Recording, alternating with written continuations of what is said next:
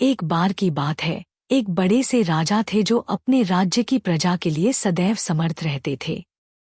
उनके राज्य में सभी खुश थे, परंतु एक दिन एक अजीब सी घटना हुई। एक अज्ञात सूचना आई कि किसी ने राजा के खिलाफ साजिश रची है। यह सूचना सभी को हैरान कर दी, क्योंकि राजा के प्रति उनकी विश्वासघातकता को देखकर यकीन नहीं हो रहा था। राजा ने इस समस्या का समाधान करने का निर्णय किया।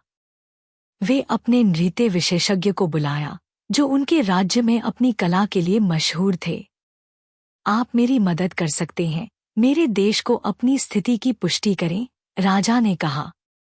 नृत्यकार ने कहा, महाराज, मैं आपके लिए एक कविता लिखूंगा जो हमें रहस्यमय सूचना देगी।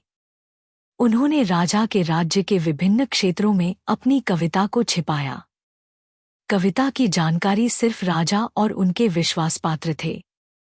अब हम इंतजार करेंगे, नृत्यकार ने कहा। कुछ दिनों बाद एक सभा आयोजित की गई, जिसमें राजा ने कविता की प्रस्तुति की। जब कविता को पढ़ा गया, उसमें एक रहस्यमय संदेश छिपा था।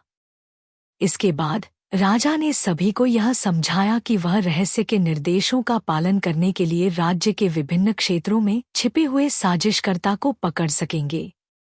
विश्वासपात्र और सौभाग्य से सारी प्रजा मिलकर रहस्य को हल करने में सफल रही। साजिशकर्ता को पकड़ा गया और राजा के राज्य में शांति और आनंद की वापसी हुई।